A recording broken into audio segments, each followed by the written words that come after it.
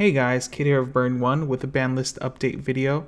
For the Japanese side of the game, the ban list was recently updated. There was very minor change as you see on the screen.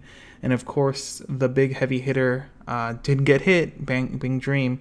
Like I've been saying forever, the Search for Shine Kasumi, the PR card, is ridiculous. The cost for the effect is just way too cheap, and it has an extra ability attached to it for no reason. If this card only had the first effect where you discard 2 cards to search out the level 1 combo and the 1-0 event that goes with it, this card would still be played at 3 or 4 in a deck because that effect is just too good because it costs nothing, making Kasumi level 1 game the pick on every Bang Dream list unless you have some other special strategy. As long as you need a level 1 combo, Kasumi is the one you gotta go for, and then it instantly this PR is in your deck. So the card got restricted to 1, which limits some of the option and kind of brings up the other level 1 combos that are actually pretty decent in Bang Dream. Those cards now have a chance to be seen in a deck because we don't have this really big overpowered card. But the fact that we still have the card limited to 1 really means that if you're going to play Kasumi, which I still think is probably the play just because of how strong the card is, if you're still going to play the Kasumi, you're going to play this at 1, and basically you're going to spend a couple extra resources earlier on in the game to be able to set up the Kasumi level 1 game.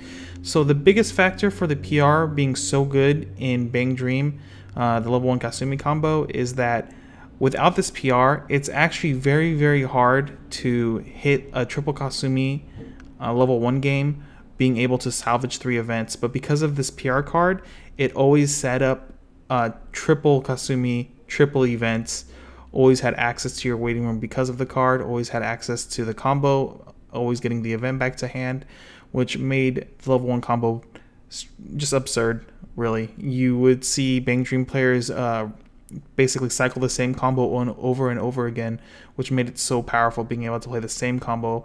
And the combo itself is kind of uninteractive. As long as you attack, you get the plus with the climax, so it's just really strong.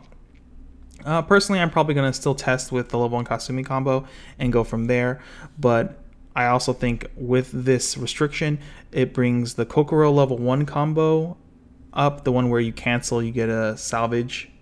Also, I haven't tested the new cards that came out, but the Kokoro level 1 combo in the new pack that just recently came out seems really fun and a really cool card to build around it, basically, and being able to get like double triggers, being able to salvage multiple times sounds like a lot of fun and a lot of sack also, which will be very interesting.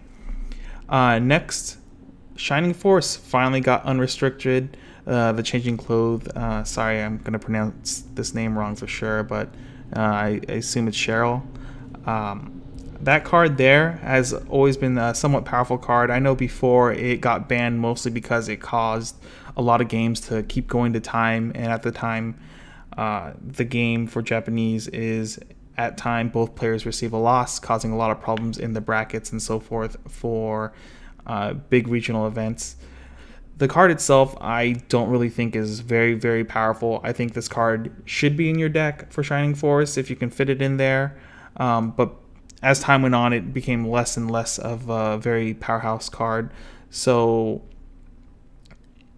one thing to note, though, about the card is what makes it so valuable is if you start canceling at level 1 or triggering climaxes and canceling, it's a very easy way to pay out climaxes, which has always been good, and it also heals, making the game longer and longer. So if you're playing Shining Force and you're looking to play the longest game possible, basically this card needs to be in your deck. I'm not really sure how it's going to affect any of the Shining Force builds because honestly that set has not been relevant for quite some time. Even when the newest set came out, I don't think it was that big of a powerhouse at the time. If I remember correctly, it was kind of around the same time as Nisekoi, which Nisekoi was going around just blowing up in everyone's face. Or it was either Nisekoi or Tulavru around that time when the newest Shining set came out. I might be wrong, but I just remember this set not doing enough for the set. So as far as long-term viability, the set hasn't been very strong in recent.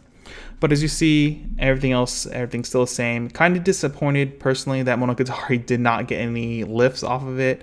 I think Monogatari is a pretty solid set. It has some cool effects and some gimmicky stuff that I really like about it, but unfortunately nothing got unrestricted on that list. So hopefully when they do the next ban list update, something will come off there and it'll give me a reason to play Monogatari again.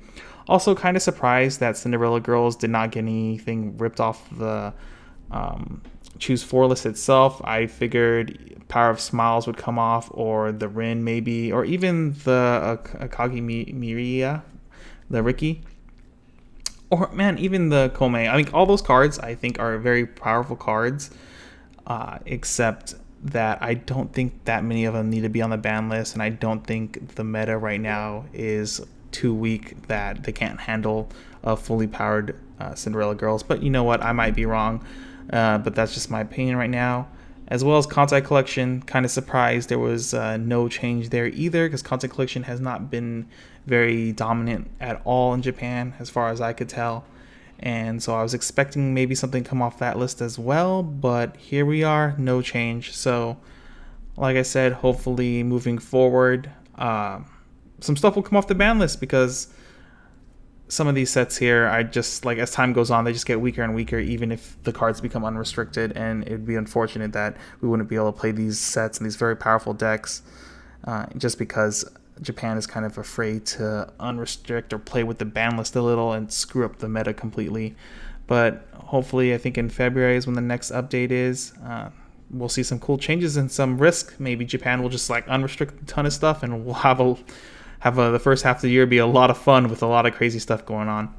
Other than that, guys, hope to see you guys in the next video. Later.